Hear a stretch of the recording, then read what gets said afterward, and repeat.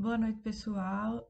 Nós somos do grupo 3 e vamos falar sobre a contumácia das partes em juízo e na audiência e as alterações promovidas pela reforma trabalhista.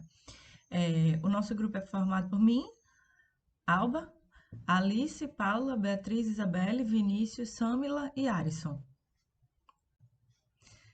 Primeiro, a gente quer explicar que revelia e contumácia são geralmente usadas como sinônimos, mas elas não são sinônimos, as duas expressões.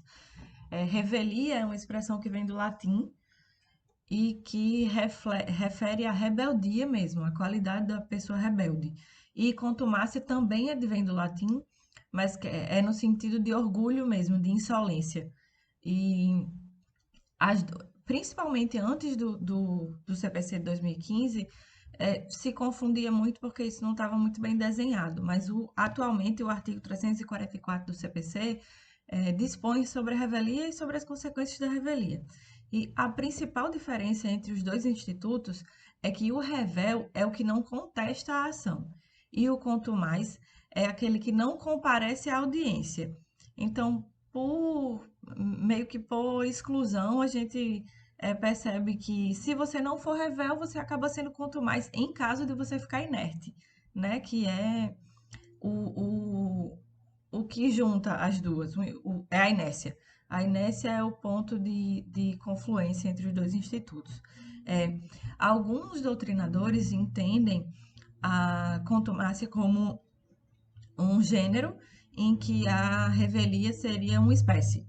É, José Augusto Rodrigues Pinto é um dos que tá nesse sentido. Ele escreve que a contumácia é tipo um significado mais geral, de não comparecer à audiência, não comparecer em juízo, enquanto que revelia é no sentido mais particular de não apresentar defesa. Pontes de Miranda também apontava que revelia é a contumácia quanto à contestação. Então, ele também enxerga contumácia enquanto gênero e revelia enquanto espécie, né? Aí tem um autor importante também, que é Cândido Rogel de Lamarck, que escrevia que revelia é a inércia que consiste em não responder. Ele trazia que revelia é realmente um conceito mais amplo, é, que contumácia é um conceito mais amplo e a revelia é um conceito mais restrito, espécie mesmo. E já Humberto Teodoro Júnior fala que ocorre revelia ou contumácia se o réu não oferece a resposta no prazo legal. Então, ele meio que diverge dos outros, juntando os dois institutos no mesmo pacote. No processo do trabalho, se o réu não comparecer à audiência, ele é revel e contumaz, né? Mas se ele comparecer e por algum motivo ele só não apresenta a defesa, ele não é contumaz porque ele estava lá, mas ele é revel porque ele não apresentou defesa. Aí, nesse sentido, a gente percebe que tanto o autor quanto o réu podem ser contumazes, mas só o demandado, no caso da audiência trabalhista, o reclamado, pode ser revel, né?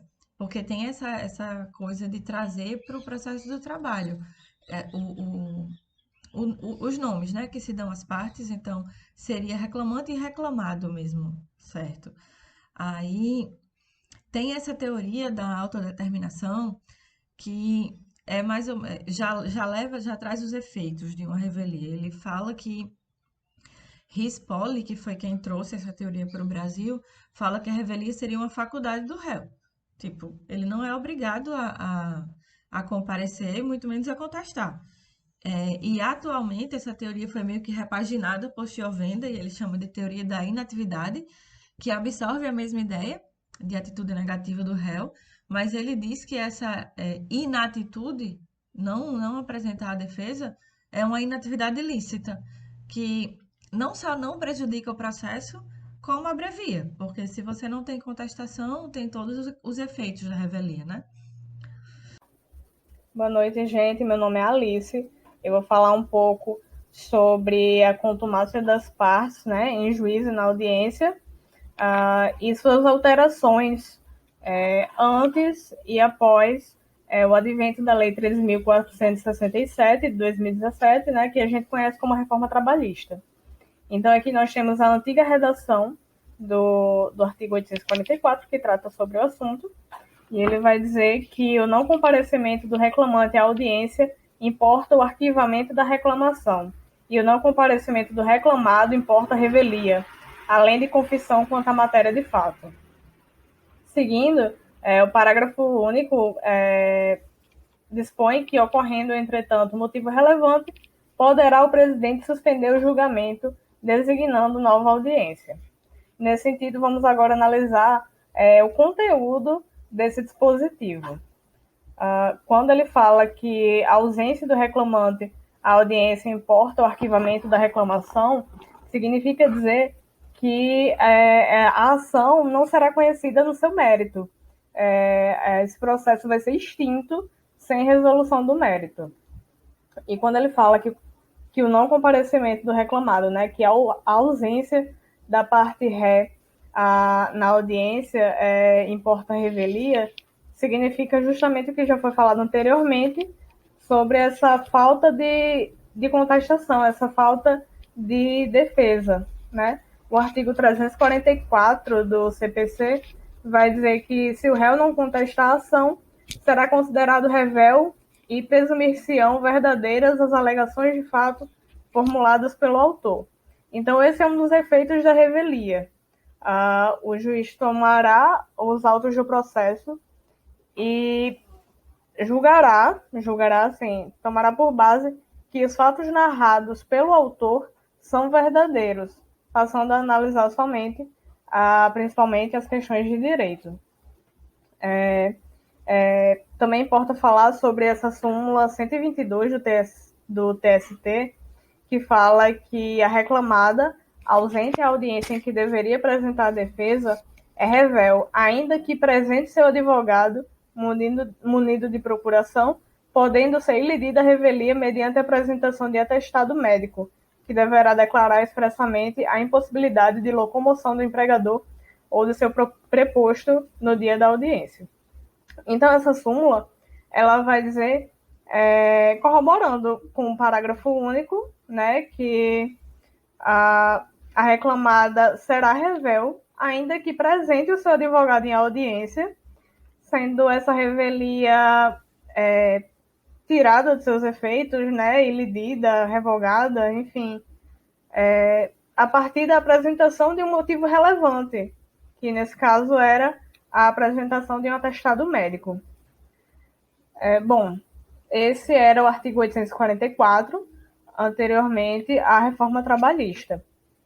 Agora nós vamos ver que ele muda pouca coisa, assim, não muda o seu conteúdo. O que acontece é a inclusão de novos parágrafos. Então, não vai mudar nada na redação, mas incluirão outros parágrafos que mudam um pouco do entendimento do caput e desse primeiro parágrafo. Bom, analisando agora a nova redação do artigo 844, né, dada após a reforma trabalhista, dá para se observar que o caput do artigo permanece o mesmo, né, exatamente igual à antiga redação, e o parágrafo primeiro também é praticamente igual ao parágrafo único da antiga redação anteriormente à reforma trabalhista. E aí a novidade vai começar aqui no parágrafo 2º, que diz que, na hipótese de ausência do reclamante, este será condenado ao pagamento das custas calculadas na forma do artigo 789 desta consolidação, ainda que beneficiário da justiça gratuita, salvo se comprovar no prazo de 15 dias que a ausência ocorreu por motivo legalmente injustificável. E o parágrafo 3º continua, dizendo que o pagamento das custas a que se refere o parágrafo 2º é condição para a propositura de nova demanda.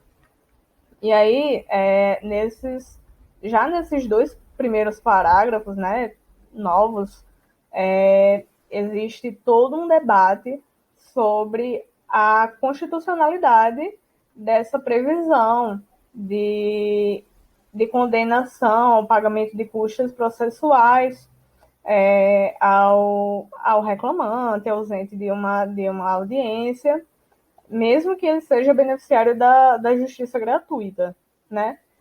Porque vai de encontro à previsão do inciso 74 do artigo 5º, que diz que o Estado prestará assistência jurídica integral e gratuita aos que comprovarem insuficiência de recursos. Então, talvez exista aí algo que pode ser mudado em breve, porque se discute muito a constitucionalidade desses dois parágrafos novos, né, do segundo e do terceiro, exatamente por essa previsão de um pagamento de multa, inclusive para um beneficiário de justiça gratuita. E aí o parágrafo 4º vai trazer hipóteses em que se perde o efeito da revelia, né?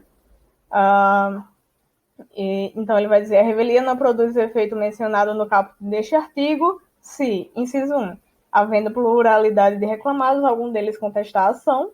Então, havendo mais de uma parte reclamada, se algum deles contestar a ação, não há que se falar em revelia, porque não há que se falar em falta de apresentação de defesa. Inciso 2º, o litígio versar sobre direitos indisponíveis. Inciso 3º, a petição inicial não estiver acompanhada de instrumento que a lei considere indispensável à prova do ato. Então, mesmo que o réu não apresente defesa, isso não tira do autor o seu ônus de provar o que ele alega, né? Provar o direito alegado.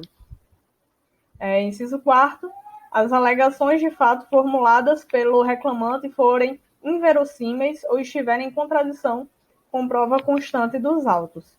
Então, a gente pode imaginar um exemplo de um reclamante, um empregado, que disse que trabalhava 24 horas por dia, sem descanso, e está pedindo agora horas extras.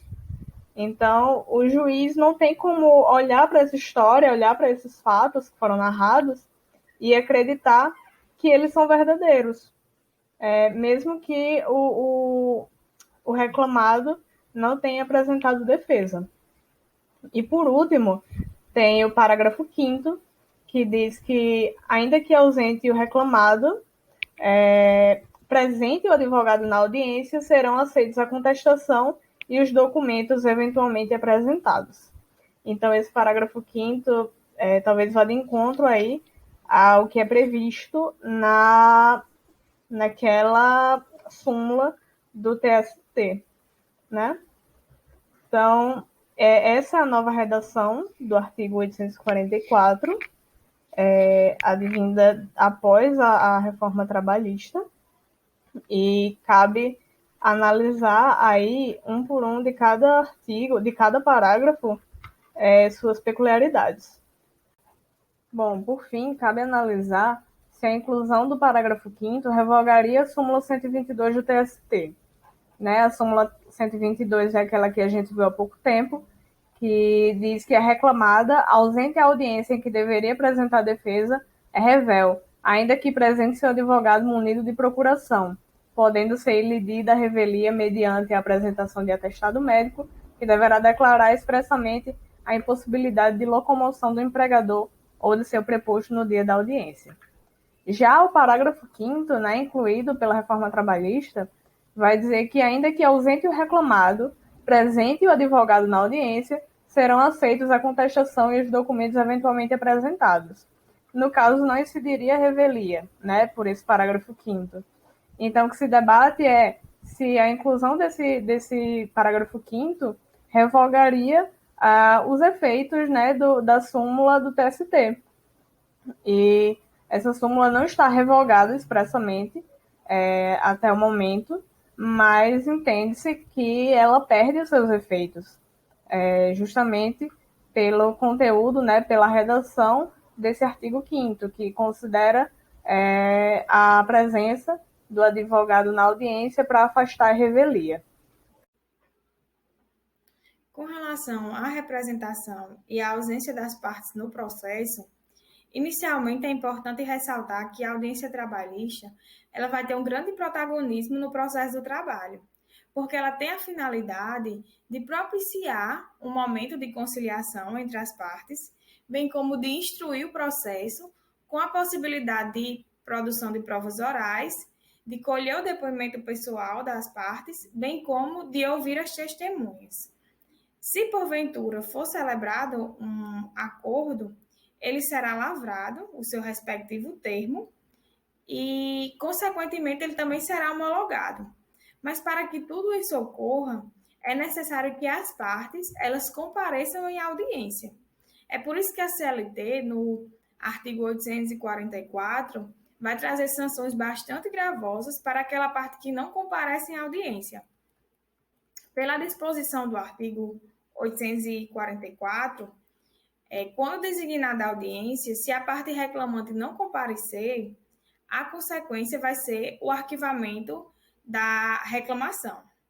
De outra banda, o não comparecimento da parte reclamada na audiência vai importar na aplicação da revelia e na confissão ficta quanto à matéria de fato, que é o que a doutrina denomina de confissão ficta. Se a gente for comparar a redação do artigo 844, o parágrafo 1º, com a redação anterior à reforma trabalhista, a gente pode concluir que não houve alterações tão substanciais. Por outro lado, a gente percebe que foram recepcionados, após a reforma, 4 novos parágrafos, e eles serão objeto da nossa análise a partir de agora.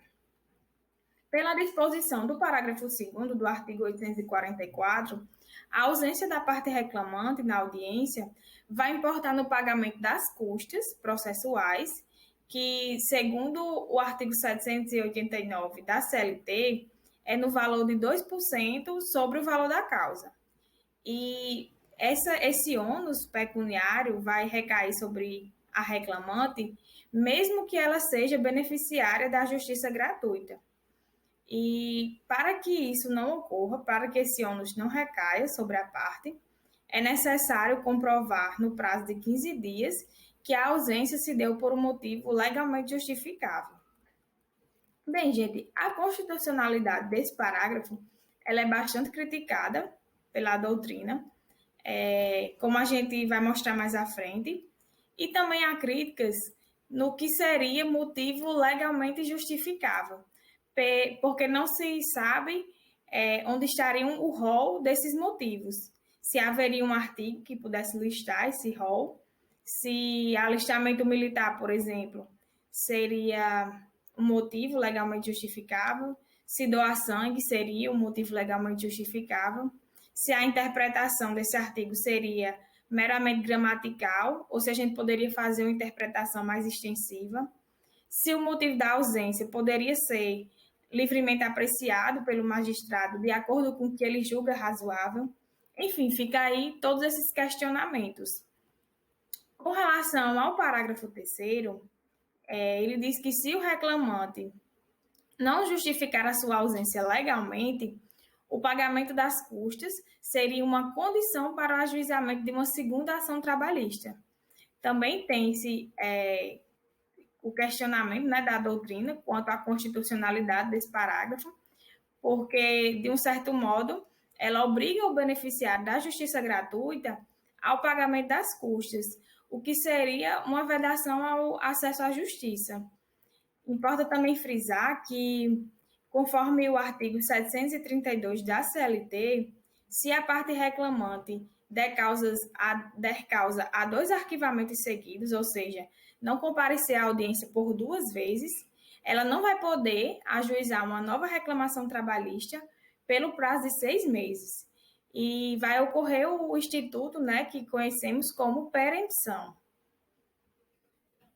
O parágrafo 4º do mesmo artigo, ele vai trazer a exata redação do artigo 345 do CPC, e ele foi inserido como uma forma de corrigir o caput do artigo 844, pois ele lista as hipóteses em que a revelia não produzirá os seus efeitos. Bem,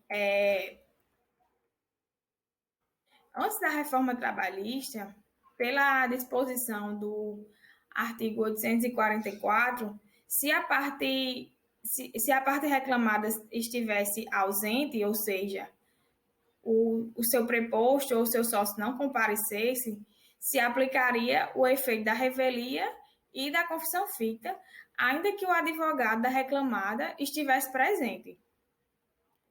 A doutrina criticava muito, né, o efeito da revelia desse dispositivo, sobremaneira quando o advogado da parte reclamada se fazia presente na audiência, acompanhado da defesa e dos documentos afetos ao processo.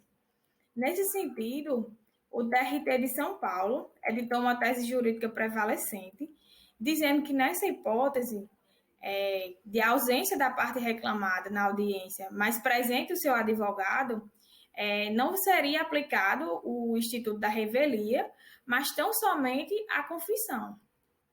Bem, a revelia seria justamente a ausência do ânimo de se defender. E existe um ânimo maior de se defender do que o advogado da reclamada estar presente na audiência? Não, né?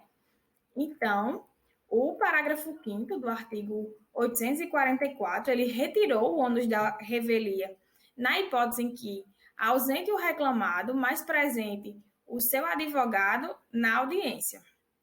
Nessa hipótese, então, serão aceitos e juntados no processo a contestação e os documentos que eventualmente sejam apresentados pelo advogado, mas o instituto da confissão ficta ainda assim será aplicado. Bem, agora a gente vai apresentar situações mais pontuais de ausência das partes na audiência e quais serão seus efeitos.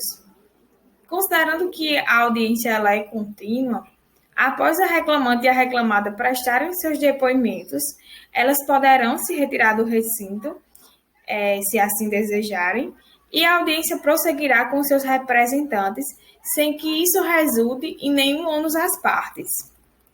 Uma outra situação é se ambas as partes não comparecem, e tanto na audiência inicial quanto na audiência una, haverá então o arquivamento desse processo.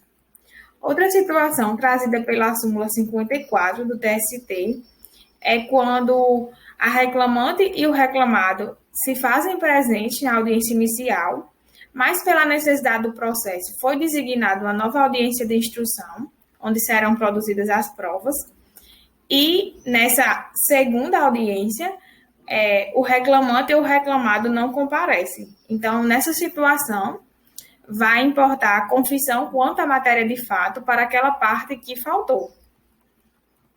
Outra situação é se ambas as partes não comparecem na audiência de prosseguimento, então será aplicada a confissão ficta para ambos, e se houver a necessidade de provas serem produzidas, o processo ele se resolverá pela regra da distribuição do ônus da prova pelo não comparecimento.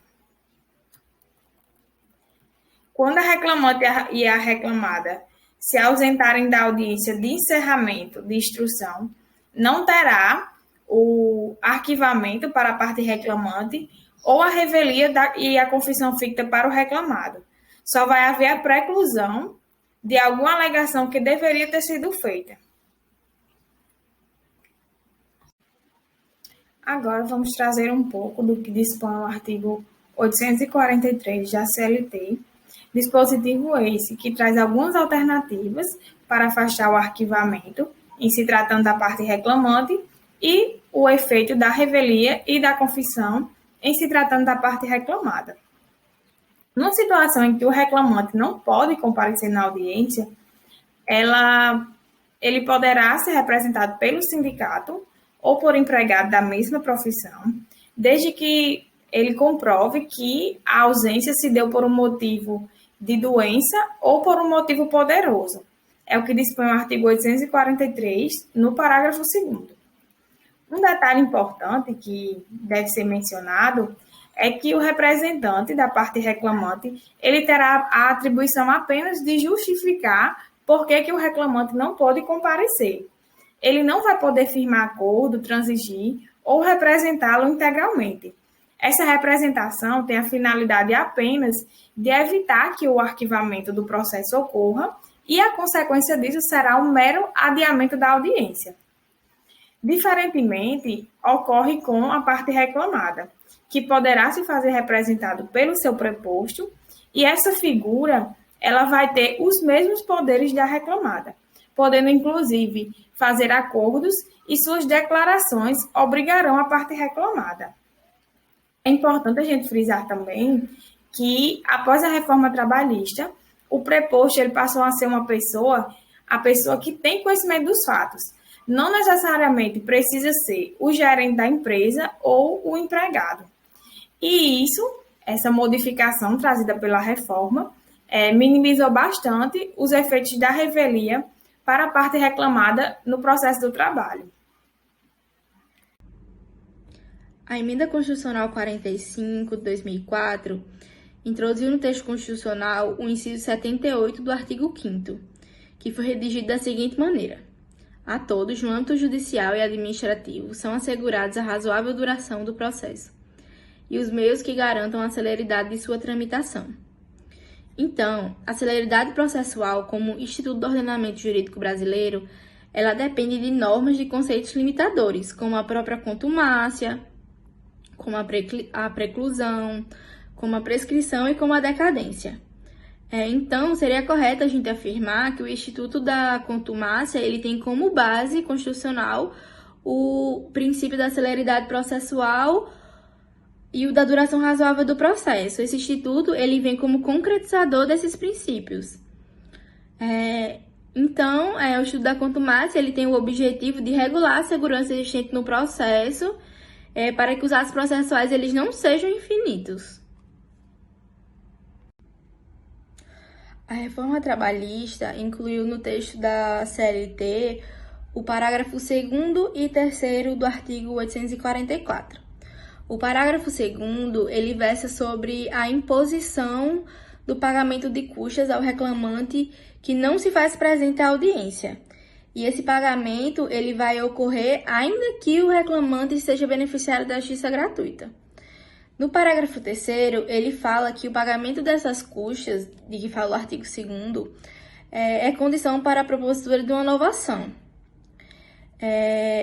Há uma discussão sobre a constitucionalidade desses dois parágrafos, já que o inciso 74 do artigo 5º da Constituição fala que o Estado ele tem que assegurar a assistência integral e gratuita aos que comprovarem hipossuficiência.